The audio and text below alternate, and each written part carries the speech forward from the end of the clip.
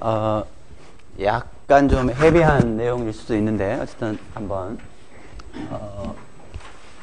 지난 시간에 이어서 벤처의 expect return을 어떻게 계산할 것이냐, cost of capital 어떻게 계산할 것이냐 하는 것을 보려고 합니다. 지난 시간에 여기서 이제 떠났는데요. 다시 한번 이야기를 하면, 리마인드를 시키면, D는 보통 distribution 그래서요. distribution 그래서 이거는 투자한 사람한테 자금이 회수되는 겁니다. 회수되는 거고요. cash in이죠, 그죠? T는 take down 그래가지고 내가 투자를 하는 거예요. 내에서 돈이 나가는 겁니다. 근데 나가는 시점들과 들어오는 시점들이 실은 이제 처음에는 나갈 거고요. 그다음에 일정한 시간이 지나면 이제 띄엄띄엄 이제 들어오겠죠, 그죠? 그리고 나서 이제 마지막으로 청산, 리퀴데이션이 될 거예요. 그래서 T0가 이제 처음에 이제 이런 어떤 특정한 투자 프로젝트가 시작된 때, 즉 우리가 결성이 됐다고 이야기를 하는데 우리말로는 그 어떤 프로젝트가 결성이 됐을 때고, 요거는 이제 특정한 때 어떤 시점에 예를 들어서 들어왔다고요. 어떤 시점에 나갔다고요. 한국 같으면 이제 처음에 투자를 한번 크게 딱 하고요. 놔둡니다. 그리고 이제 한 5, 6년 지나가지고 이제 그동안 쭉 받아가다가 이제 끝내는 이제 그런 구조거든요. 그래서 굉장히 단조로운 벤처 투자예요. 한국 같은 경우는. 근데 외국 같은 경우에는 처음에 이제 커미트먼트를 하는데, 내가 예를 들어서 1,000만 불을 투자를 하겠다라고 하면 1,000만 불을 투자한다는 것을 이제 상대방한테 알려주고 자기가 처음에 일정한 금액을 투자를 합니다. 그 다음에는 저쪽에서 이제 자기들 진행 상황을 봐가지고 그쪽에서 더 추가적인 요구가 올 때마다 이렇게 쏴주는 거거든요. 그러니까 우리보다는 훨씬 이제 그 액티비티가 좀 있는데 이제 없고요. 그리고 용어상 우리나라와 같이 이렇게 정부에서 어떤 기금을 출연을 받아가지고 돈을 가지고 있는, 여기를 보통 우리가 이제 리미티드 파트너라고 부른다고 했고요. LP라고 부른다고 했고요. 벤처 캐피탈리스트들이 있겠죠. 벤처 캐피탈 회사가 있는데 그 창투 회사들이 이제 보통 우리가 이야기하는 GP, 제너럴 파트너가 되는 거예요. 제너럴 파트너는 이제 여러 개 프로젝트에다가 투자를 이제 하게 되겠죠. 그렇죠? 네, 그런 이제 것을 머릿속에 두고요. 그러면 보통 어떤 프로젝트가 투자할 가치가 있느냐라고 했을 때, 얘를 어떤 적절한 할인율로 디스카운트 백을 시켜서 T0 시점, 출발 시점에 프레젠트 밸류를 계산을 하고요. 얘도 적절하게 어떤 expected return으로 할인을 해서 평가를 만들었을 때 그것이 이제 0이 되는 어떤 파지티브한 수익률이 있으면 그걸 하겠다는 거죠, 그죠? 그래서 얘가 0%면 뭐 당연히 안 할 거예요. 근데 뭐 예를 들어서 얘가 뭐 15%다. 얘를 칸스탄트로 가정을 했을 때, 그래서 저걸 칸스탄트로 가정한 경우가 여러분들 잘 알고 있는 Internal Rate of Return, IRR이라고 얘기를 했고요. 그래서 IRR 기준으로 봐서 몇 퍼센트가 된다. 그러니까 투자할 만하다. 그런 이야기들이 제가 무역보험공사 같은 데서 이제 리스크 매니지먼트를 이렇게 커미티가 열려서 들어가 보면 신규로 이제 해외에 투자를 합니다. 예를 들어서 텍사스에 있는 어떤 이제 유전에 투자를 하는데 이 유전은 리스크 팩터로 보니까 이쪽에 이제 허리케인들이 많이 오니까요.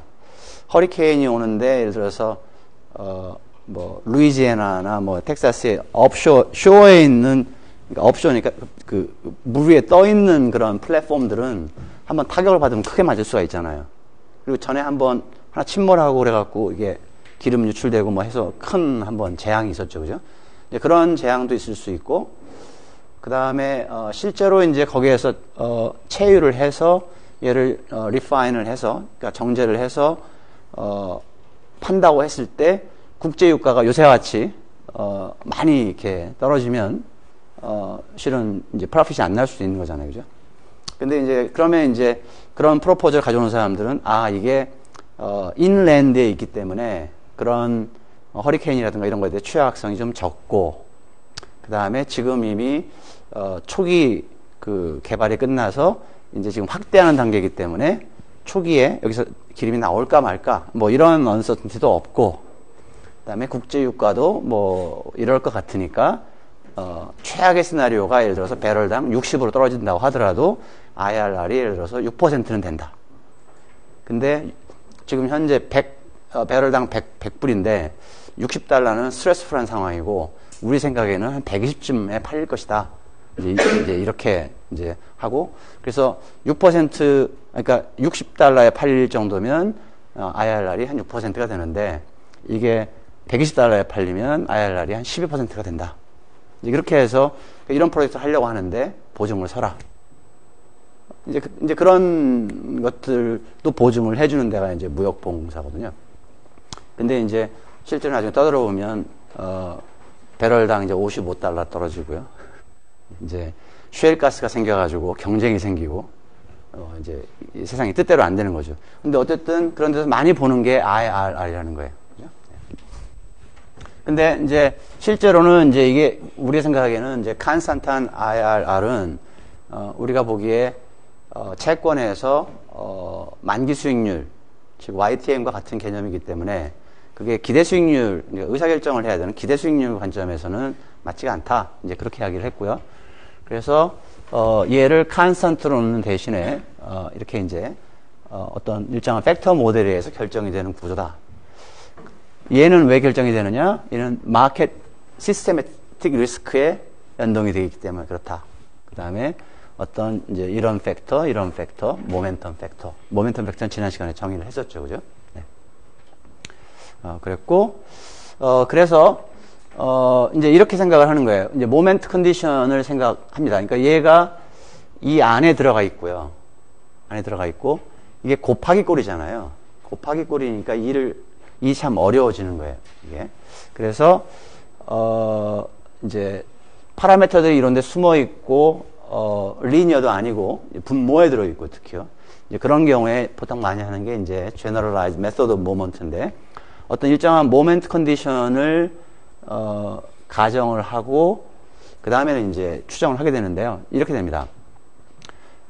특정한 연도에 결성된, 이제, 프로젝트가 있을 수 있어요. 그러니까, 이제, 제가 이제 펀드 오브 펀드, 이를테면 한국 벤처 투자라는 어떤 회사다. 그러면 제가 이제 펀드 오브 펀드로 제가 LP로서 이제 특정한 연도, 이를테면 2000년도에 몇 개의 프로젝트를 정합니다. 그러니까 벤처 캐피탈리스트 하나라고 생각할 수도 있고 아니면 그냥 특정한 어떤 프로젝트라고 생각할 수도 있겠어요.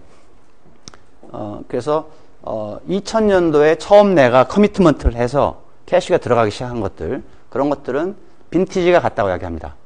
네, 그래서 올해 생산한 포도주는 누가 뭐라고 해도 아무리 차이가 많더라도 2014년이 빈티지예요. 그죠? 네, 그 개념입니다. 빈티지가.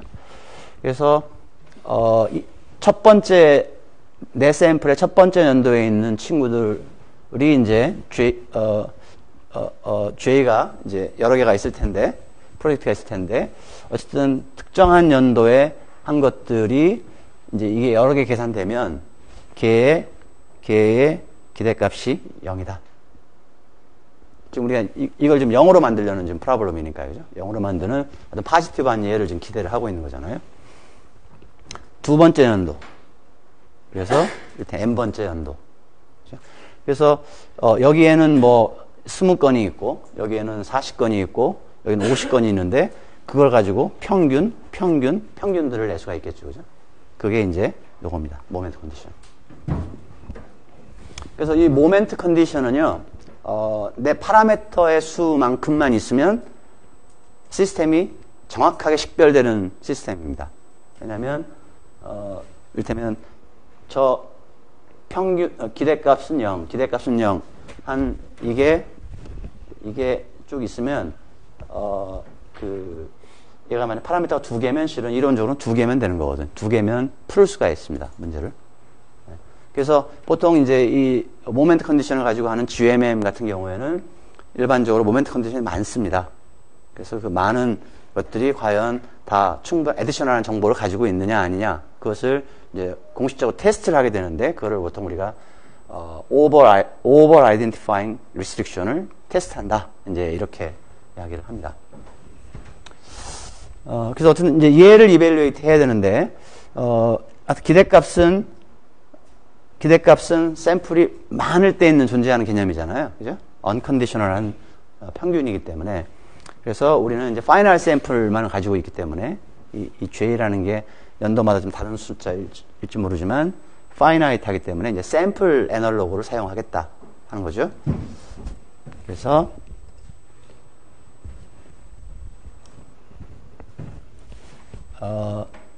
특정한 결석 연도에 이를테면 ni 개만큼이 있다. 그러면 각각을 그 엡솔론, 그죠? 엡솔론을 계산한 것들을 이제 평균을 내서 얘를 정의를 하는 겁니다. 그러면 만약에 내가 빈티지로 묶은 것이 예를 들어서 8개가 있다. 그러면 이 G of 세타는 8개로 되는 게 벡터고요. 그 다음에 얘는 트랜스포즈 한 거니까 이렇게 됩니다. 그래서 W를 무시를 해보면은요, G가 이제 이렇게 표본으로부터 구한 이제 모멘트인데, 얘가 이렇게 있고 이렇게 있다고 그랬잖아요. 그러면 어떻게 된 거냐면, 지금 얘는 뭐냐면, 결국은 F가 지금 요 친구니까요. 그죠? 요 친구니까, 잔차를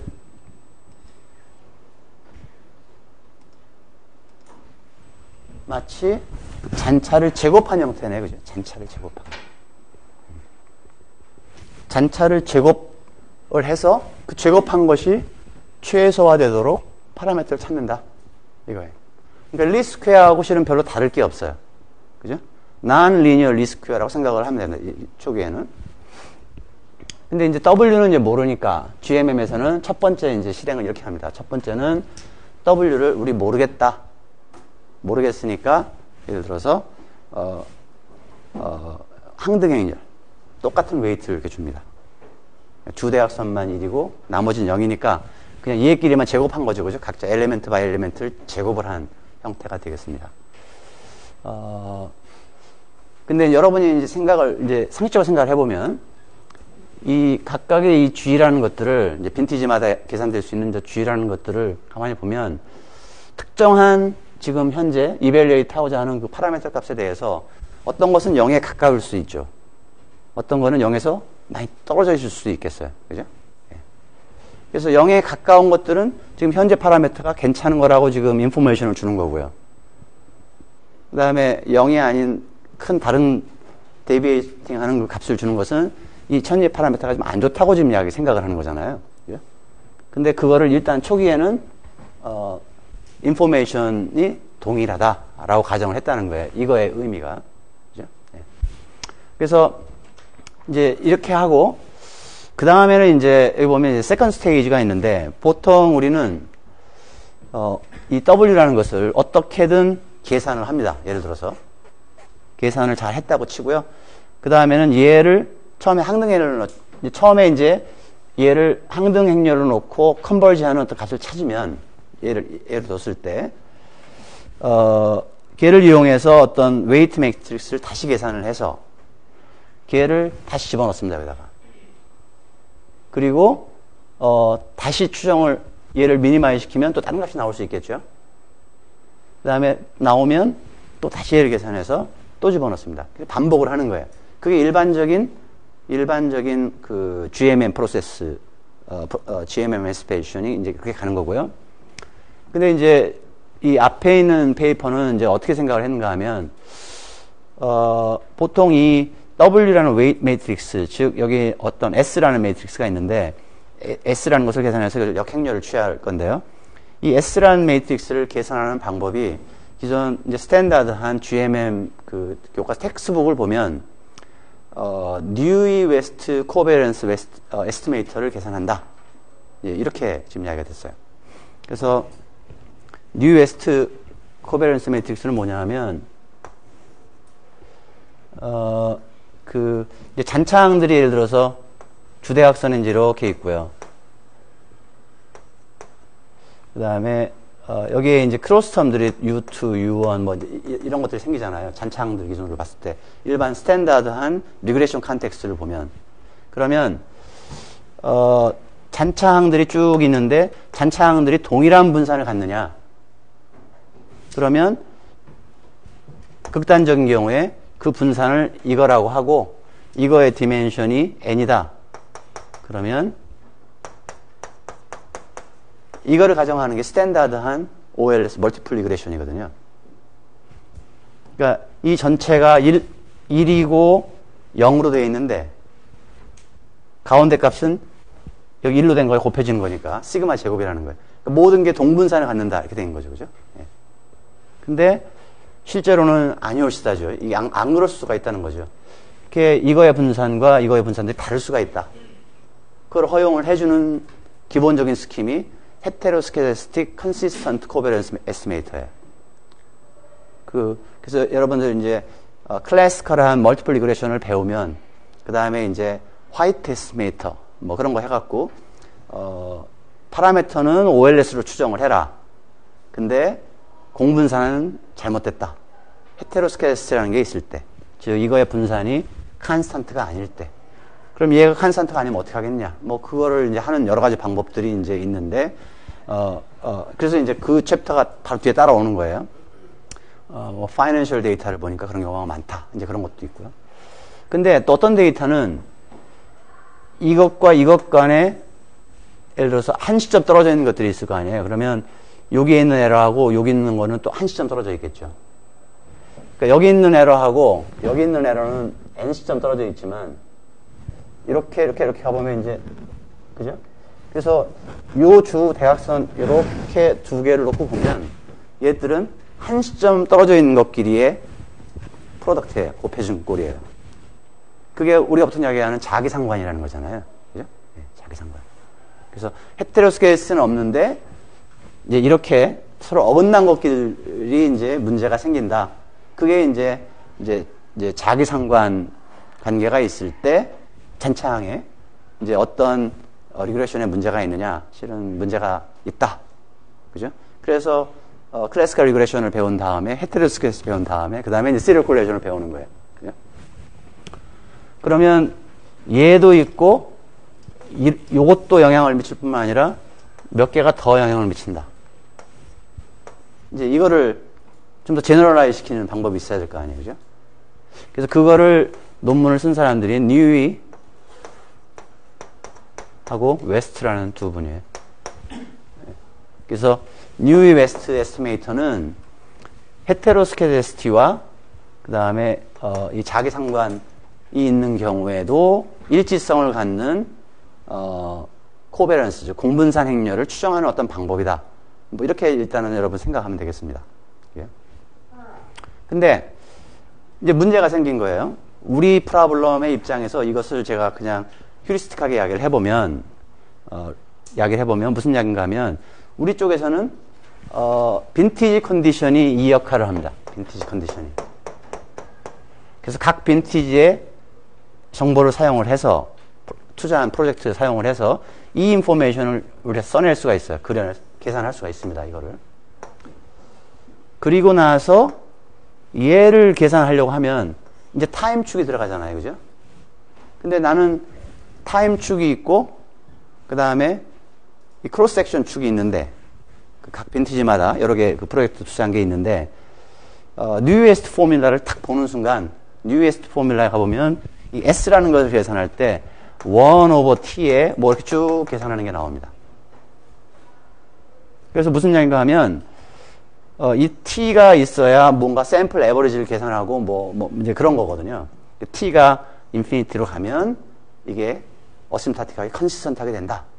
그래서 이게 SMS가 계산이 되는데 우리 프로그램에서 시간축이 여기에 딱 메모리 되니까 빈티지로 해서 이게 없는 거예요.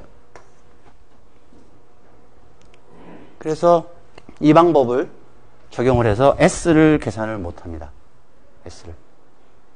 그러니까 앞에 하신 분들은 이제 그 파이낸스를 하시는 분들이라 우리처럼 뭐 심각하게 이제 이코노메트릭스를 하는 분들이 아니기 때문에 이분들은 어떻게 했는가 하면 좋다. 여기서 그냥 해서 얘를 계산하자.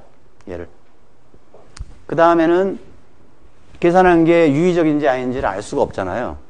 그러니까 적절하게 표준 편차를 계산을 해야 되겠는데, 즉 뉴에스트 에스티메이터에 비슷한 어떤 코베런스 매트릭스를 계산해서 추정한 파라미터의 유의성을 봐야 되겠는데, 그 방법을 애널리티컬하게 이렇게 계산할 수가 없으니까 이분들은 샘플링 기법을 쓴 거예요. 그래서 내 샘플이 2000년도 빈티지에 뭐 20개가 있고 2001년도에 뭐 32개가 있고 뭐 이런 식으로 쭉 있다고 했을 때 내가 랜덤으로 샘플을 드로우하는 거예요. 샘플. 그러면 내가 여기서 만약에 20개를 드로우한다. 그러면 어떻게 하다 보면 같은 게 튀어나올 수도 있겠죠. 그죠? 어제 같은 빙고는 딱 한 숫자밖에 안 나오지만 우리 학술제 빙고 학술제에서 뽑았잖아요. 그죠? 비복원이기 때문에 얘는 보고 버렸잖아요. 그러니까 다음에 똑같은 게 안 나온단 말이에요. 그죠? 근데 부스트래핑은 한번 불러서 64번 있습니까? 하고 3번 해서 안 나오면 버려야 되는 다시 집어넣습니다. 그럼 그걸 다시 뽑을 수도 있다는 거예요. 그죠? 그러면 이제 그런 것들로 한번 쭉 얘를 뽑아 봅니다. 그럼 여기서는 같은 게 2개 나올 수도 있고, 같은 게 안 나왔고, 같은 게 뭐 1개 나올 수도 있고, 쭉 나오겠죠. 그죠? 그러면 기본적으로는 거의 같은 데이터인데 조금 베리에이션이 생기는 거예요. 그래서 그거를 마치 같은 그러니까 새로운 샘플인 것처럼 하고 다시 얘를 추정합니다. W를 항등행료로 놓고. 그래서 어떤 값이 나왔는지 기록을 합니다.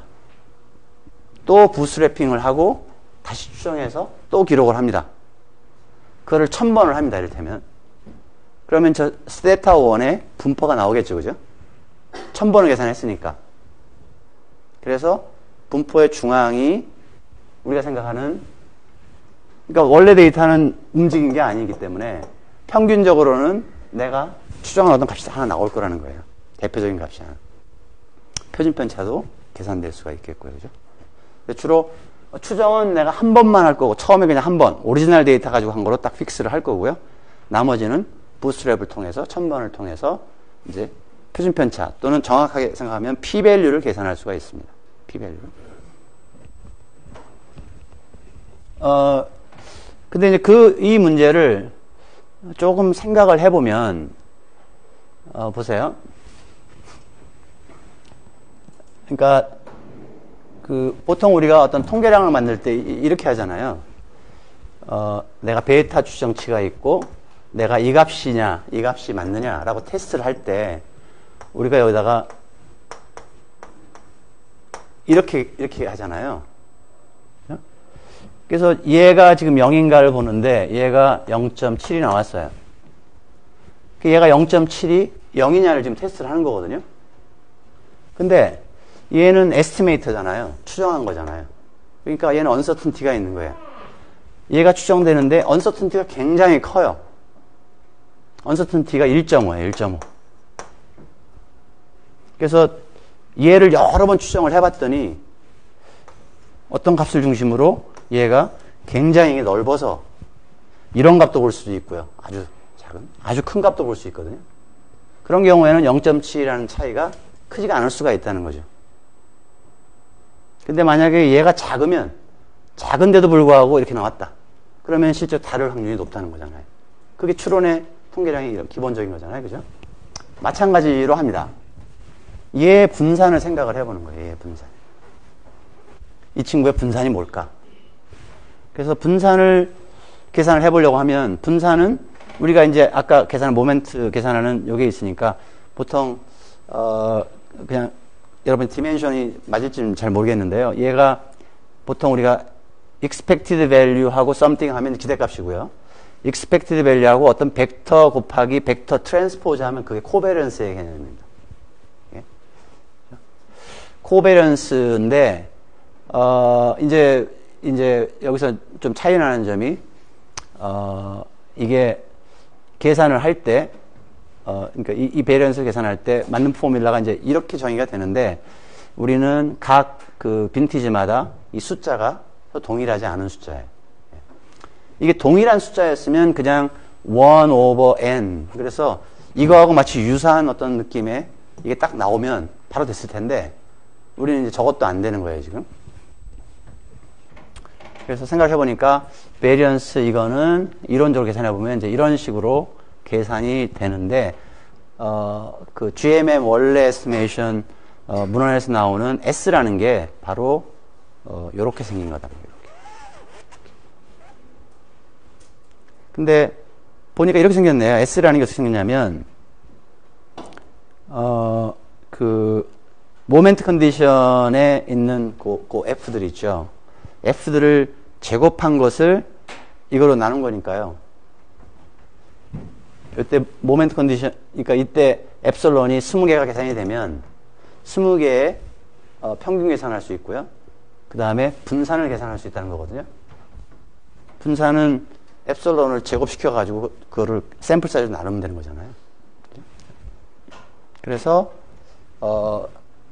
지금 우리 프로블럼을 가만히 보니까 우리 프로블럼은 시간축이 이쪽에 함몰이 되어 있어서 이미 개념이 없는 거고요. 그래서 이거는 개념이 없는 거예요. 이거는. 이거만 계산하면 되는 프로블럼. 그래서 이게 DIAG가 이게 주 대각선만 있는 행렬이라는 거거든요. 예. 그렇게 계산하면 된다. 그러면 한센이라는 교수가 이 GMM을 처음에 프로포즈를 했는데 한센은 S 인버스 이거를 인버트한 것을 W로 쓰면 반복을 시켰을 때 이게 컨스턴트하게 어디로 가고요. 그 다음에 그게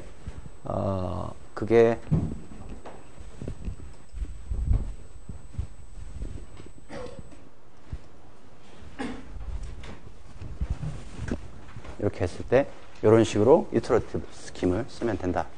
이제 이거고요. 그래서 얘가 컨버지를 계속 하면서 이게 리플레이스 되고 계속 왔다 갔다 하면서 얘가 컨버지를 했을 때 얘의 베리언스는 어떻게 계산하느냐 하는 거죠. 그죠? 예. 베리언스는 여러분이 믿어지지 않을 거예요. 우리 이 클래스에서 통계학 앞에 커버를 할 때 이 포뮬라를 한번 지나갔는데요. 보세요. 우리가 관심 있는 게 요거의 분산이 관심이 있어요. 근데 우리는 지금 얘를 가지고 있는 거거든요. 분산의 함수. 그죠? 분산의 함수. 그러면 분산의 함수는 함수의 분산을 어떻게 계산하느냐? 그러면 요 안에 있는 거 있잖아요. 그거의 분산의 앞뒤로 곱해준 거거든요. 그죠? 요 G 함수를 세타에 대해서 1차 미분한 걸 앞뒤에 곱해준 거예요. 그래서 요거를 이용을 해보면 우리가 지금 아까 이야기하기를 이 텀의 분산 개념이다 이게 이야기를 했죠. 그죠? 분산 이라고 계산했고요. 그래서 얘가 컨버지를 하면 나중에 보면 그 컨버지하는 S를 이용을 해서 이렇게 하고 앞뒤로 얘를 곱해주면 나온다는 거죠. 그래서 이거 디라이브 할 때 제가 옛날 생각을 하느라고 우리 그 교재 통계학 쪽에 있는 데 가서 다시 한번 포뮬러를 확인을 하고 했습니다. 그래서 이렇게 하니까 일단 시간 세이브가 되고요. 이제 여러 번 샘플링을 안 해도 되니까 일단 시간이 세이브가 되고 그 다음에는 이렇게 클로즈 폼으로 코베런스 매트릭스가 그리고 이게 헤테로스케데스 컨시스턴트한 피처를 가지고 있고요. 그 다음에 더 중요하기로는 우리가 그래서 모델을 추정을 했는데 일반적으로 오버 아이덴티파잉 리스트릭션을 갖고 있다고 했습니다. 그러면 얘가 지금 모델을 잘 피팅을 했는지를 이제 이야기를 해야 되거든요. 그러면 티피컬을 어떻게 계산하냐면 소위 이렇게 정의되는 J 스태티스틱을 이게 모형이 추정이 되면 계산할 수가 있는데 이 J 스태티스틱이 귀무가설화해서 이런 분포를 한다고 그래요. 그러면 여러분들은 J는 왜 이렇게 생겼을까 고민할 필요 없다 그랬죠. 그죠? 일단 이 통계량의 귀무가설이 뭐냐? 귀무가설은 모델이 현재 모멘트 컨디션 개수만큼 사용을 해서 잘 추정됐다. 그러니까 귀무가설이에요. 그럼 대립가설은, 그 중에 하나가 뭐 쓸데없는 게 필요 없는 리스트릭션이 들어왔다든가, 뭐 그런 내용들이겠죠. 그죠? 그래서, 이 통계량 계산에서 만약에 특정한 모델을 추정을 했는데, J 통계량을 봤더니, 여기에 비교를 해봤더니, 이게 리젝트가 됐다. 그러면, 모형이, 잘 추정이 안 된 거죠. 그죠? 네, 안 된 겁니다.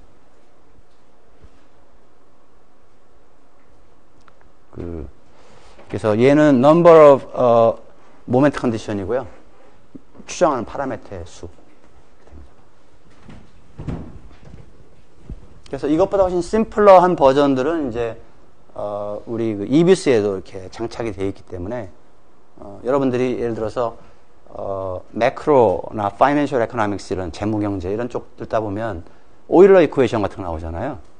그럼 오일러 이쿠에이션에서 여러분들 뭐 리스크 어버전 코에피션트도 있고 한 소비자의 효용을 극대화하는 문제에서 1차 조건이 나오는데 그게 보통 일반적으로 파라미터들은 이곳저곳에 있는데 비선형이잖아요. 그죠? 그래서 그 모형을 파라미터를 추정할 때 쓰는 방법이 실은 GM이라고 생각하면 되겠어요. 그래서 데이터가 어떻게 생겼는지 한번 말씀드려볼까요? 한국 데이터고요. 이게 지금 우리나라에서는 이제 처음으로 이렇게 디테일하게 좀 보는 이제 그런 상황인데 데이터는 예전부터 많이 있었습니다. 많이 있었는데 일단 IMF가 이때 있었죠, 그죠? 그 다음에 이 뒤에 있었을 텐데 예전에는 벤처 투자 개수도 작고 그 다음에 금액도 작았습니다. 그래서 우리가 헤테로스케다시티를 허용을 한 어떤 이런 GMM을 추정을 할 때 보통은 일반적인 GMM에서는 시간축이라는 게 있어서 그 샘플이 시간에 걸쳐서 많이 포함이 되면 궁극적으로 이게 컨시스턴트한 에스티메이트를 가져올 것이다 라고 가정을 하는 반면에 우리는 그게 크로스 섹셔널하게만 있는 것이기 때문에 크로스 섹셔널한 관측 지수가 늘어나면 늘어날수록 우리께 이제 컨시스턴트한 그런 구조가 되는 거거든요. 그래서 이를테면 뭐 1990년에 2건 있었다. 그러면 2라는 숫자는 크다라고 보기에는 너무 작은 숫자라는 거죠. 그죠? 네, 그래서 이쪽은 트렁케이트를 시켰고요. 그래서 여기서 결성이 돼서 우리 표본 기간 중에 완전히 끝난 친구 대체로 한 2013년 정도에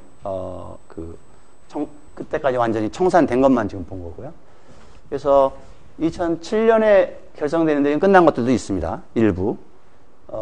근데 이제 우리 샘플에서는 그때는 여기까지가 이제 거의 마지막이어서 이제 트렁케이트 시켰고요. 그래서 왜 지금 2013년, 14년인데 왜 2006년까지만 봤느냐? 그러면 지금 볼 수 있는 데이터는 2007년 정도까지는 있는데 요거 할 때는 제가 이제 없었다는 거고요. 그래서 보니까 이게 밀리언이죠, 그죠? 100만이니까 미인 사이즈가 어떻게 되나요? 미인 사이즈가 한 100억 정도 되네요, 그죠? 100억 원. 예, 투자하는 규모가 100억 원 정도가 되고요. 그러니까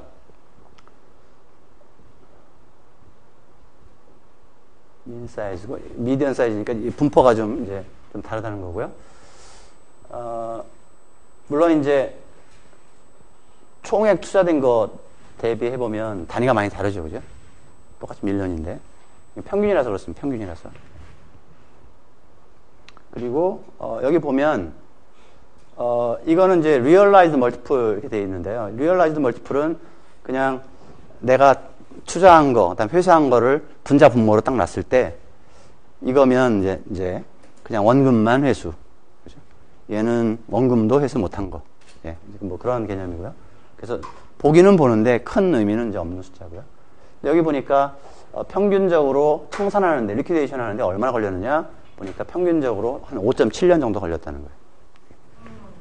그리고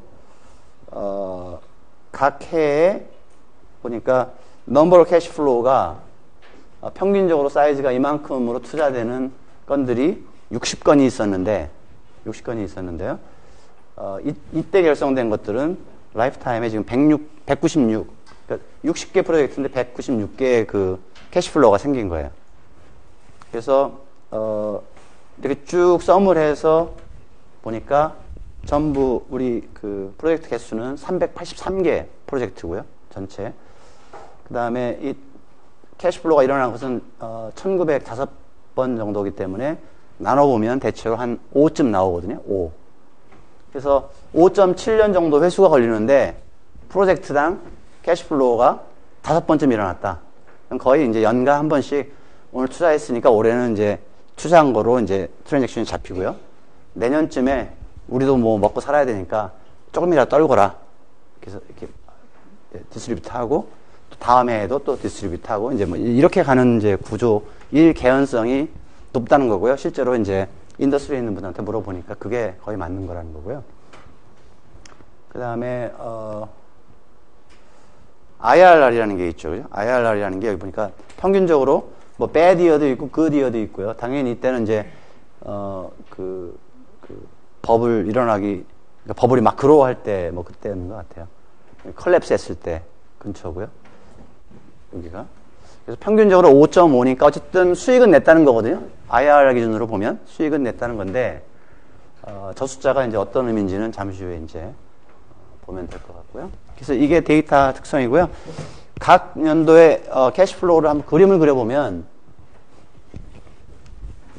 이제 이때 99년도에 결성이 된 이 60개 프로젝트의 전체 그 캐시플로우를 썸을 해서 애그리게이트 해갖고 보니까 마이너스 이 금액이 딱 들어가고 그 다음에 플러스로 다음 해부터 쭉 나온 거죠. 그죠?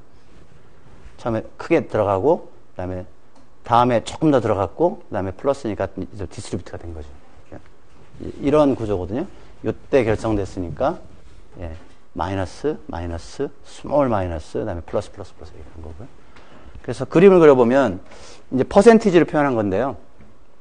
이 퍼센티지 마이너스 100이라는 것은 내가 얼마를 투자하겠다라고 커미트먼트 약정을 했을 때 약정한 것을 첫 해, 인셉션, 처음 개시했을 때 그때 100% 다 투자를 한 거예요. 걔가. 그래서 그렇게 한 친구가 쭉 지나서 보니까 여기가 0%인데요.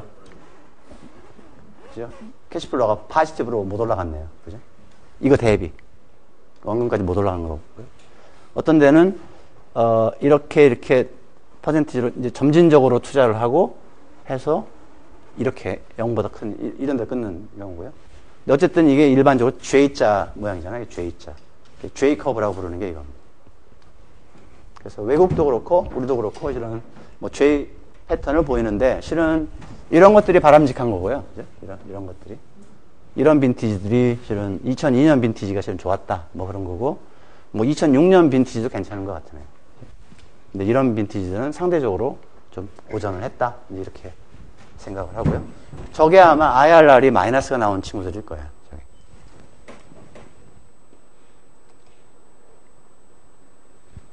그 다음에 여기는 이제 마켓 액세스 리턴인데요.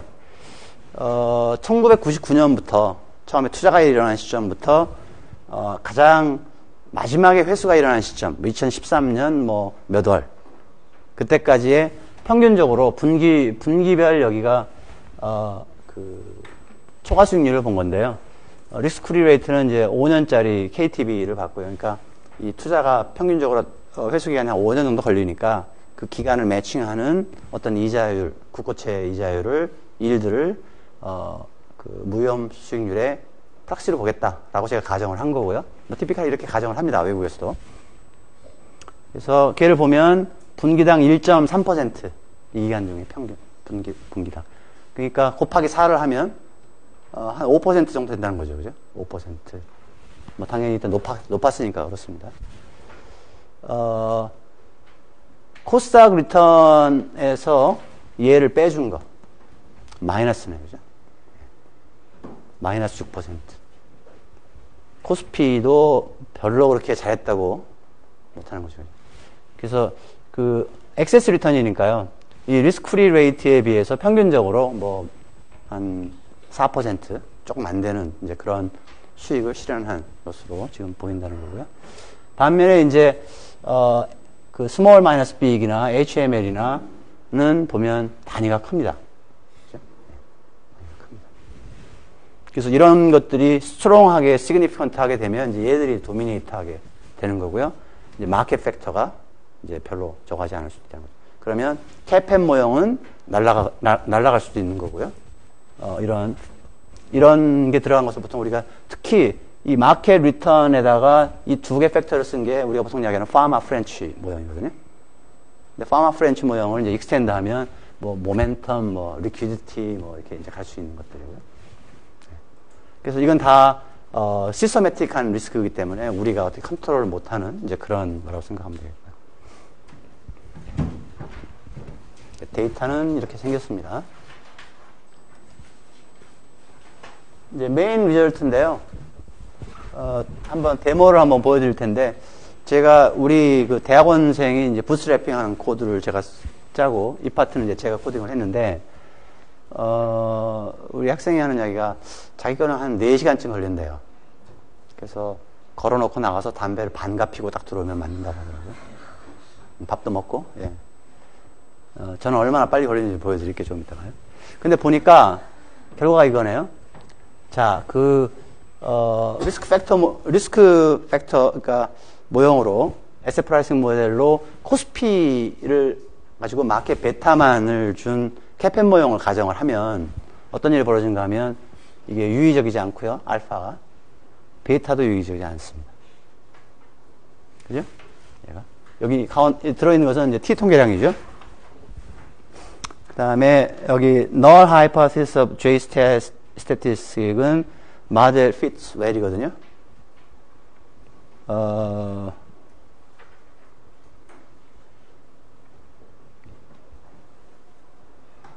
리젝트가 됐습니다. 그죠? 예, 리젝트가 됐어요. 그러니까 안 좋다는 거죠. 당연히 안 좋은 거잖아요, 지금. 예. 코스닥을 썼을 때는 얘가 유의적이긴 한데 베타가 0.24가 나왔어요. 좀 뭔가 이상하죠, 그죠? 보통 베타가 1이면 마켓하고 같은 거잖아요. 그래서 많은 사람들이 생각하기에 특히 뭐 미국 데이터를 보면 한 2 정도, 뭐 1.98, 뭐 2.2, 뭐 이런 숫자들이 보고가 되고 있는데 작고 그 다음에 모델도 리젝트가 됐어요. 그죠? 여기서부터가 이제 코스피를 가지고 마켓 팩터를 집어넣고 그 다음에 여기가 SMB 팩터, 여기가 HML 팩터. 그래서 얘는 날라갔죠, 그죠? 얘는 유의적이죠, 코스피는. 그리고 비교를 해보면 코스피 대신에 코스닥을 쓰면 얘가 유의적이 되고요. 아까 그러니까 유의적인 거 이게 들어오고, 근데 얘가 죽네요, 그죠? 얘가 죽는 구조로. 그래서 얘가 리젝트를 할 수는 없지만, 예, 보니까 얘가 좀 더 많은 개수가 그렇게 되고요. 이거보다는 더 많이 모델 리젝트하는 거고요.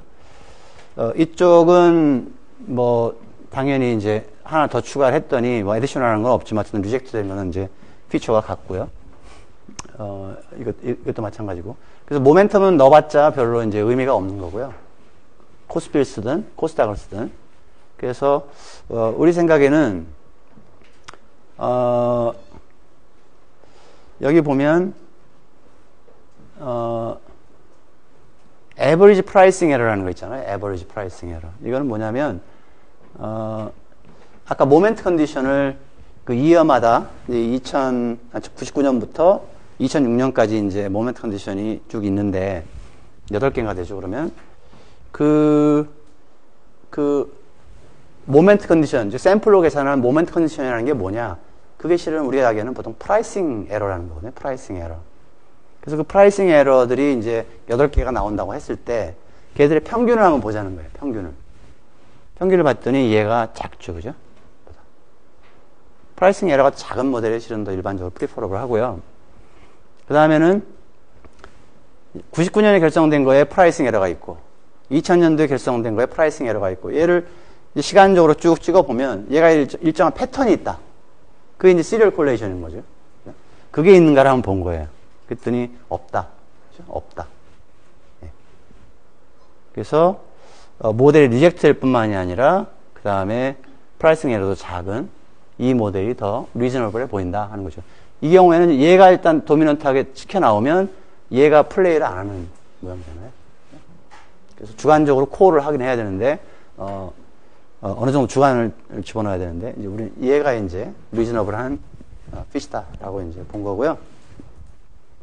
반면에 부스트래핑을 해서 이제 요 세 번째 스페시피케이션 하나 둘 요 세 번째 스페시피케이션을 보는 건데 요 파라미터들을 추정한 것은 이터러티브하게 쭉 가가지고 컨버전한 값이에요. 반면에 부스트래핑 한 것은 처음 데이터 가지고 한번 딱 계산해서 이 값을 놓고 그 다음에 이제 부스트랩 디스트리뷰션을 만든다고 그랬잖아요. 그래서 만들어서 보니까 이렇게 생겼어요. 알파 여기가 0입니다. 여기 0 0이 아닌 값에서 이런 모양이거든요. 그 다음에 요게 마켓 베타의 디스트리뷰션이고요. 이게 HML 코에피션트의 디스트리뷰션, 그다음에 SMB의 디스트리뷰션. 그래서 이 디스트리뷰션에 표준 편차를 계산을 해서 그거로 표준 편차의 대용치를 쓰는 거예요. 대략 보면 그냥 좌우가 뭐 대칭인 것처럼 보이잖아요. 그죠? 대략 보면. 물론 이제 부스트래핑을 하는 이유가 로버스트하게 좀 더 로버스트하게 하기 위해서, 그러니까 스몰 샘플에서 어떻게 비해하는가를 보기 위해서 특정한 값이 뭐 이렇게 나왔다. 그러면 여기에 몇 개에 해당되는지를 볼 수가 있잖아요. 1000개 중에서. 그 p-밸류를 계산하는 거죠. 그죠? 그런 개념에서 보는 게 또 장점이 있는 건데 루스하게 그냥 이거의 표준 편차를 일단 계산을 해서 그 부스트랩 스탠다드 데비에이션이라고 정의를 하고 이제 그 값을 보면 그래서 그 값을 적용을 해서 표준 편차를 계산해서 t 밸류를 계산해 보면 이제 이렇게 나오는데요. 아까과 거의 비슷합니다. 숫자가. 앞에 본 슬라이드하고 거의. 그래서 부스트래핑은 스몰 샘플에서 어드밴티지가 있다고 하는데 그리고 우리는 샘플이 많지는 않지만 383개밖에 안 되지만 어느 정도 스몰 샘플에서도 이게 작동을 한다. 이제 뭐 그런 이야기가 이제 되겠습니다.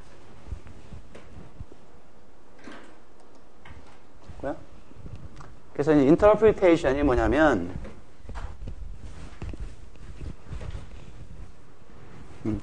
다시 한번 그 에스티메이션 리절트를 보면 알파가 어떻게 돼요? 0.03이잖아요. 그러면 이게 분기니까 이게 3%거든요. 그러니까 분기로 하면 12%가 되는 거죠. 12%. 그리고 보통 우리가 부르는 마켓 베타라는 것이 또는 이제 마켓의 로딩이라는 것이 0.41 아직도 1보다 한참 아래쪽에 있는 상황이고요. 그 다음에 SMB는 날라갔고 여기 뭐 HML이 지금 마이너스 0.4오고 significant 하거든요. 그러니까 마이너스 0.457 마이너스 0.457이라고 하고요. 하이 마이너스 로잖아요. 전에 여러분들한테 제가 HML을 한번 이야기를 했었고 HML 중에서 하이 마이너스 로니까 로 계산한 거니까 얘만 따로 띄고 얘만 따로 떼서 지수를 만든 걸 보여드렸잖아요. 그랬더니 뭐가 나왔어요? 얘가 코스닥하고 똑같이 생겼었잖아요. 이렇게 내려갔잖아요. 그래서 이렇다는 이야기는 왜 기대 수익이 파지티브로 가야 되느냐? 그러면 얘네요, 얘. 마이너스 곱해 파지티브로 올라가잖아요. 왼쪽에 올라가잖아요. 얘가 올라가면 얘는 떨어지게 되어 있으니까. 그래서 지금 그러니까 벤처 캐피탈 그 시장 한국에서는 실은 이제 이렇게 되는 상황인데 즉 얘 로딩이 붙어 있는 상황이다 지금 이제 그렇게 한다는 거예요. 그래서 그거를 워딩을 다른 기존의 리터러처하고 맞춰서 해보니까 일단 6단어가 붙으면 표절입니다. 그래서 6단어가 똑같지 않게끔 이제 말을 만든 거예요. A negative loading on the value premium may suggest that 이 value premium이 HMA라는 뜻이고요. venture capital strategy가 appear to be loading up on growth stock. 얘가 growth stock입니다. 얘가 value stock이고요. value stock인데 보통 이야기할 때 그냥 value premium이다. 그러면 전체 통틀어서 하는 이야기가 value premium이고요. 네. 이거고요. 그래서 근데 어쨌든 이게 워킹을 해서 아까 보니까 이거의 평균 성장률이 굉장히 컸잖아요. 큰 거에 네거티브 고쳐주니까 내리는 거죠. 그죠? 코스트 오브 캐피탈 저거.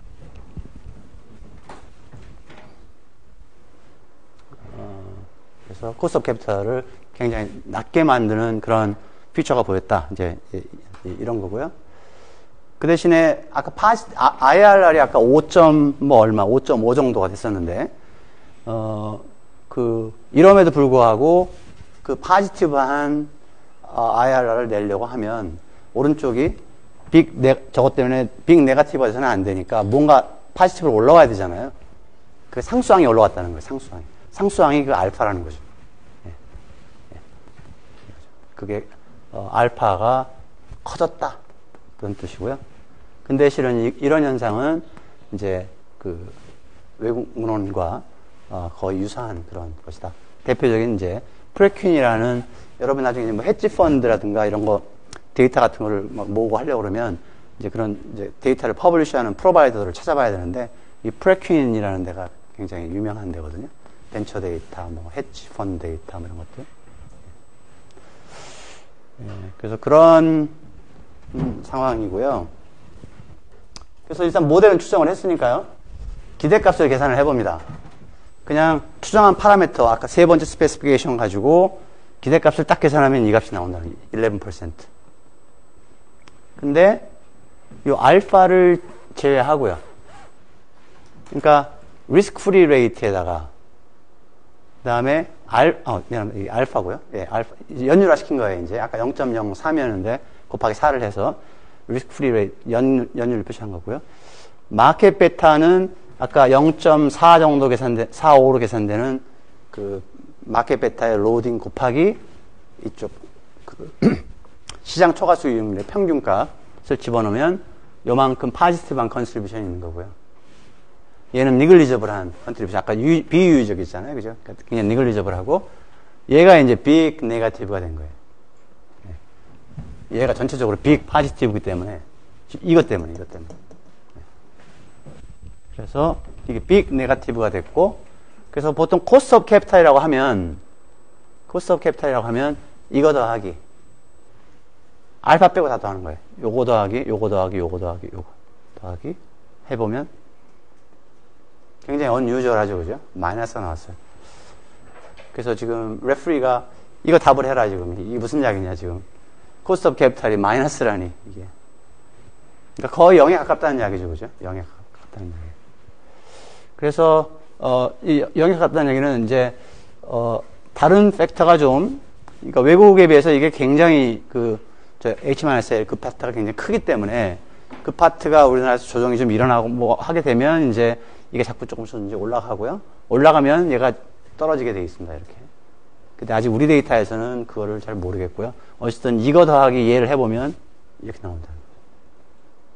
그래서 벤처 수익률이 대체로 익스펙트 리턴 관점에서 보면 알파가 드리븐 하는 거고 그 다음에 대체로 한 11% 정도가 되겠다 하는 거예요. 이 숫자는 국민연금도 아직 못 본 숫자입니다.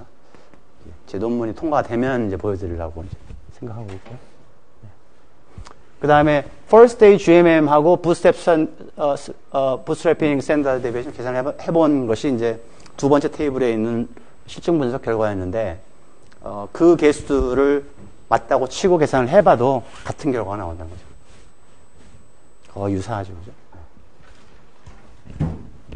그래서 아마 향후 스터디들은 어떻게 하면 이쪽에서 좀 더 좀 더 다른 일이 벌어져서 얘가 좀 줄고, 그래서 얘가 파지티브 쪽으로 적절하게 나타나고, 외국 같은 경우는 예를 들어서 20% 정도 벤처가 수익이 났는데, 기대 수익이 되는데, 그 중에서 코스트 오브 캐피탈이 한 15%고 알파가 한 5%고 뭐 이런 게 실은 사람들이 머릿속에 그리고 있는 거거든요. 근데 한국에서는 데이터가 그렇게 하지 않는다. 그래서 답이 없으면 일단은 퍼즐이고요. 그 다음에 아직 여기까지 가본 사람이 없기 때문에, 뭐 학문이라는 게 한 발짝씩 올라가는 거기 때문에 여기까지 한번 본 겁니다. 그래서 항상 이제 어떤 논문을 쓰면 이제 뭐 결론을 맺어야 되니까요. 그래서 우리 여러분들이 좀 더 우리 특성화 프로그램에서 경제학에 오리엔트된 사람들은 이거를 많이 이야기할 거예요. 근데 여러분들 중에 재무에 오리엔트된 사람은 이거를 강조할 거예요. 어쨌든 11% 내년에 주가가 오른다 라고 이야기할 수 있는 사람은 경제학자고요. 내년에 주가가 2,700이다 라고 하면 이게 파이낸셜 이코노미스트예요. 재무학자들이에요. 근데 오디언스는 뭘 기억할까요? 2,700을 기억하고 가는 거예요. 그래서 적절하게 이제 한 거고요. 그래서 다른 팩터가 있느냐 지금 해보고 있는데, 여러분 특성화 사업에서 빅데이터, 그러니까 저 HML 저런 거 만들려고 그러면 굉장히 노력이 많이 필요합니다. 그 일별 데이터를 가지고 아주 고민을 하고, 우리 선수가 붙어서 해봤는데 한 2, 3주 걸리는 것 같아요. 그래서 이걸 만들어서 해봤는데 얘는 아닌 것 같아요. 리퀴디티 팩터가 뭐냐면, 회전이 잘 안 되는 것들 있잖아요. 거래가 뜸한 것들.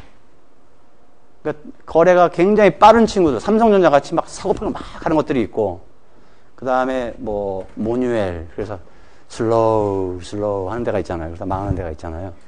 이 차이가 이제 리퀴디티 팩터거든요.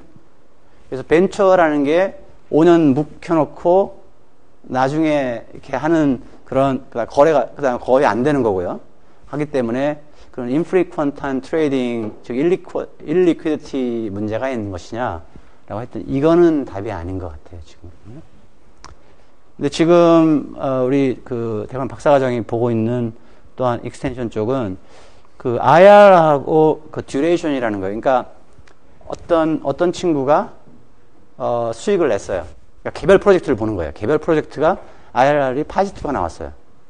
근데 그러면 이제 파지티브가 나오는데 얘는 이제 이만큼 큰 친구 여러 명이 있을 거 아니에요, 그죠? 걔를 그 버티컬 엑시스 Y축에 두고 X축은 뭐냐면 그 IRR을 기록한 친구의 첫 번째 캐시플로우가 언제 생기느냐. 예를 들어서 바로 2년 차에 생기느냐, 3년 차에 생기느냐, 4년 차에 생기느냐.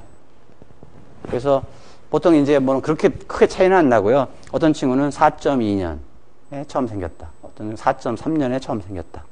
뭐 4.7년에 처음 생겼다. 이거 있잖아요. 그러니까 그래서 처음 그 캐시플로우가 떨어진 이 기간을 예를 들어서 듀레이션이라고 봤을 때 그거하고 네거티브 콜레이션이 있다는 거예요. 그러니까 돈을 늦게까지 안 주는 친구들은 뭔가 문제가 있다는 거죠. 수익도 낮고.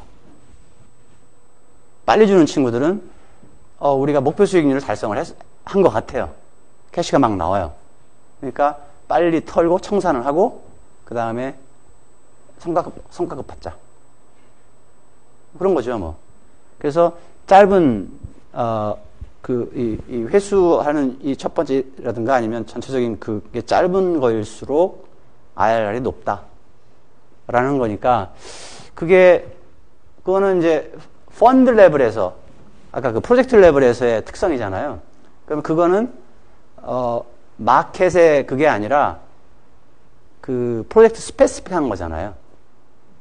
그러니까 우리가 익스펙테이션 이 에셋 프라이싱 모델 뭐 파마 프렌치 뭐 하는 것들은 다 이게 시스테매틱 리스크라 우리가 어보이드를 할 수가 없는 거예요.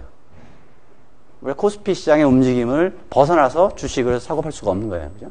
그러니까 그런 면에서 이게 이제 체계적인 위험이기 때문에 얘는 다이버시파이 어웨이가 안 되니까 그만큼 기대 수익에 반영이 돼야 된다는 거고요.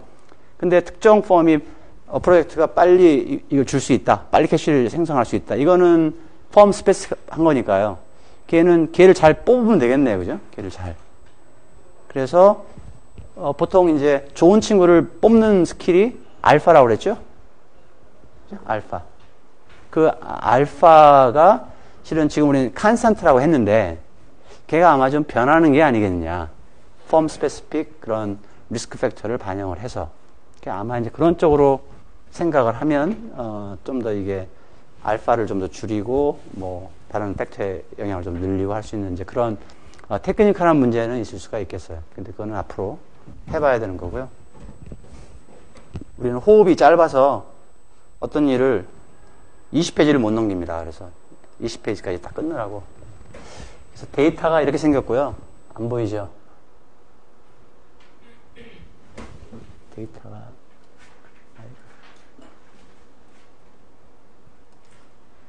이거도 보여드릴까요?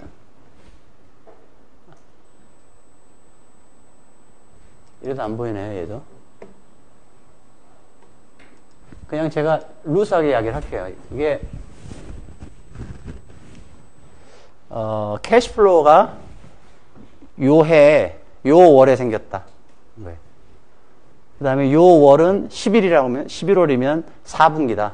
이거고요. 여기에 있는 마이너스 얼마는 그래서 요 월에 이만큼이 투자가 됐다. 마이너스 나갔으니까요. 그래서 얘는 마이너스가 돼 있고요.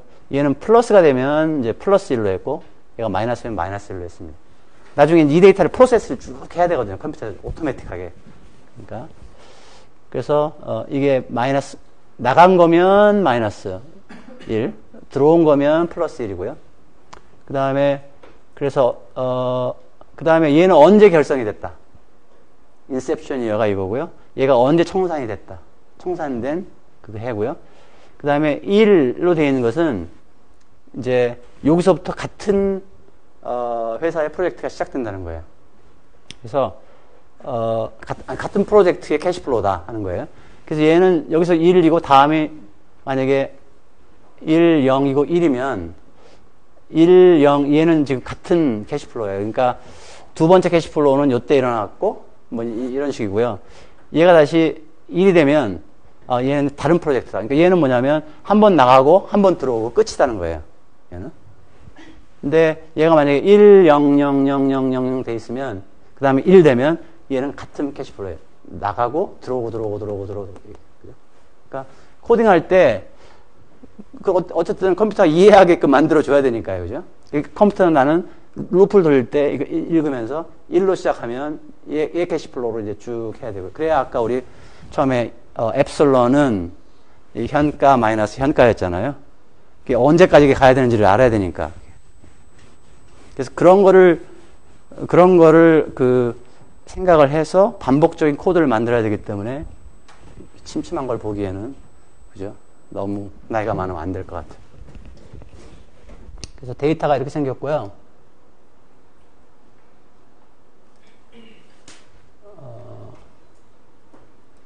그 다음에 코드는 잠시 후 보여드릴 거고요. 그래서 아웃풋이 나왔는데 뭐 정확하게 여러분들이 테이블에 스페시피케이션 그 세 번째 스페시피케이션의 추정치 그 다음에 t 밸류거든요. 이 보면 그냥 루스하게 이야기해보면 한번 전에 이야기했던 이 옵티멈이라는 걸 사용할 건데요.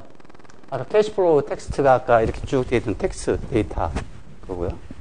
원래 엑셀에 있던 걸 가져왔고 그 다음에 여기 뭐 마켓 그러니까 시장 초과 수익률 뭐 무위험이자율 뭐 이제 그런 것들 불러온 게 이제 이거고 여기 팩터 시리즈 뭐 SMB하고 HTML 그 다음에 모멘텀 뭐 데이터를 불러와서 아까 이제 99년도에 결성된 것들이 이제 쭉 캐시플로우 데이터가 있고, 그 다음에 2000년에 결성된 게 있고 쭉 있겠죠, 그죠? 그래서 요게 언제 끝나느냐? 이거는 하면 또 뭐 다른 방법을 써야 되기 때문에 그냥 그걸 일부러 카운트를 해갖고 집어넣었습니다. 그래서 이제 거기서 끊어지게 돼 있고요. 그래서 여러분들이 원하는 이니셜 파라미터들이 이제 여기에 어떤 식으로 값이 이렇게 들어가고요. 들어가면 옵티멈을 돌릴 거예요. 이게 이제 GMM의 목적 함수를 최소화시키는 그 함수를 하는 거고요. 그래서 함수를 해서 추정을 해서 값이 나오면 얘가 전에 추정한 거하고 지금 추정한 거하고 차이를 계산을 해서 차이가 0. 이러면 서라. 그렇게 하는 거거든요. 네. 충분히 작을 때. 그러면 이제 문제는 이제 이거는 간단한 거고, 그 다음에는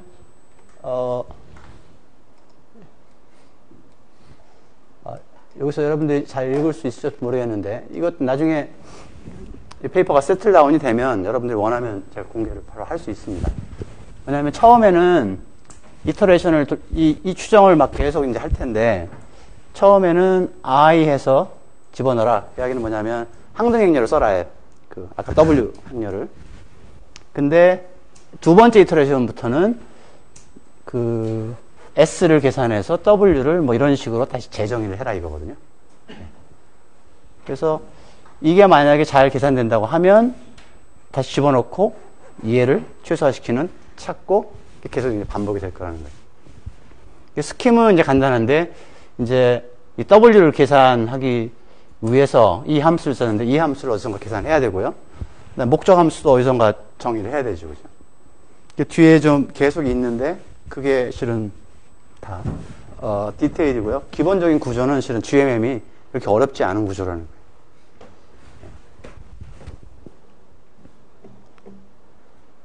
근데 지금 제가 다시 해보라고 그러면 못 잡니다, 이제. 생각보다 굉장히 챌린징한데요. 런타임만 한번 보겠습니다. 런을 시키면 얘가 또 왜 못 찾죠? 이게 파일 not found거든요. 그러니까 데이터를 지금 못 찾았다는 건데 못 찾을 리가 없거든요.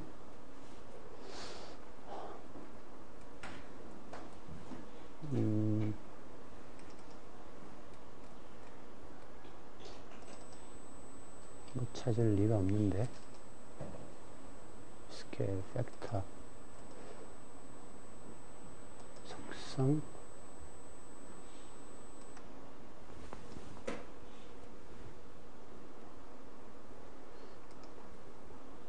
얘를 닫고요.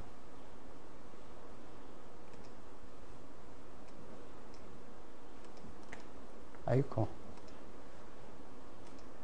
얘가 지금 밑에 어디로 튀었어요?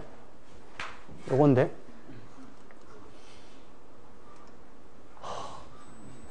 네. 이거는 이 컴패터블리티가 있어갖고 이거 도저히 안 되겠네 이게. 해보면 정말로 해보면 10초 내에 끝납니다. 돌아가는 게. 예. 다음 시간에 한번 제가 다시 한번 트라이를 해서 저기 있는 걸 못 돌리니까 좀 갑갑하네요. 근데 지금 겹쳐 있죠, 그죠? 겹쳐 있어서 그래서 지금 시스템을 뭐 조정하고 하기는 좀 그런 것 같고요. 일단 여기까지 할 건데요. 다음 주에 프리뷰로 소개만 하고 끝날게요. 제가 30초 내로 끝낼게요.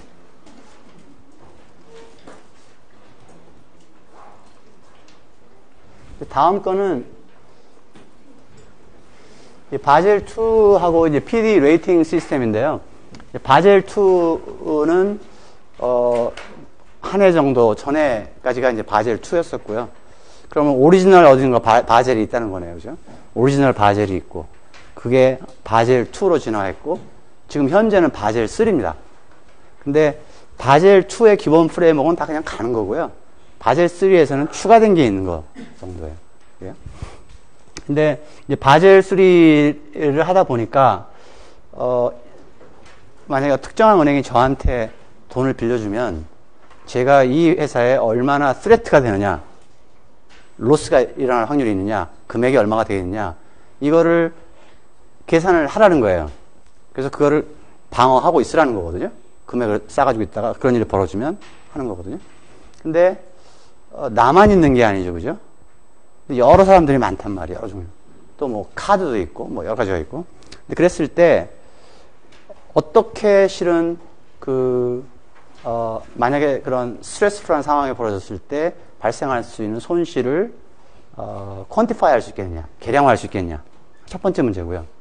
계량화할 수 있는 게 아이디어는 있다고 하더라도 그게 실제로 실행이 되지 않으면 이제 어떤 포뮬라를 통해서 쉽게 계산된다든가 그렇지 않으면 이제 실제로 이제 활용을 할 수가 없는 거죠. 피저블 해야 되는 거예요. 그러니까 이론도 있어야 되고 방법도 있어야 되고 피저블 해야 되고요. 그죠? 그래서 그걸 봐야 되는데 실제로 이 바젤 2를 들여온다고 했을 때 감독원에서 요만한 책자를 줬어요. 요만한 책자는 이렇게 두꺼운 바젤 협약 그 책이 있는데 이게 두꺼워요. 그러면 이 협약은 어떻게 생겼냐면 성경이에요. 성경은 특징이 뭐예요? 그 오서가 딱 한 권 쓰신 거잖아요. 책을 한 권 쓰시고 끝냈었잖아요. 한 권에. 근데 그거를 몇 번을 봐요, 우리가? 읽고 또 읽고 새기고 그러잖아요. 그죠? 바젤 협약 내용이 실은 그렇습니다, 이게.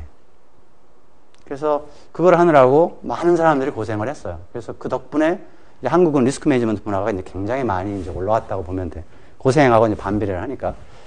근데 지금도 그 업무들을 하는데 고생한 세대들은 지금 거기서 했다가 이제 보상받고 나갔고요. 지금 운영하는 사람들인데 운영하는 사람들은 그때 고생을 안 했기 때문에 이제 이게 개념이 안 들어오는 거예요. 뭔가 숫자가 나오는데. 그죠? 숫자를 이해하려고 그러면 그 철학을 이해를 해야 되겠죠. 그래서 정말 짧은 챕터로 쓰긴 썼는데 그 theoretical한 백그라운드가 뭔지 하고 그것을 좀 정리를 했어요.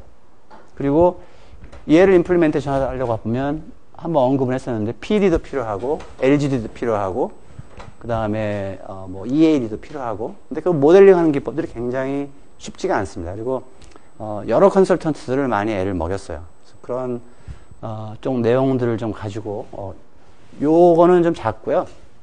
그 다른 참고적인 그 슬라이드들 좀 가지고 여러분들이 좀 컴포터블하게 이 바젤 특히 은행에서 이제 RM 같은 걸 할 때 여러분들이 이거 많이 봐야 되는데 그때 도움이 될 수 있는 내용들을 좀 가져오도록 하겠습니다. 여기까지 하고요.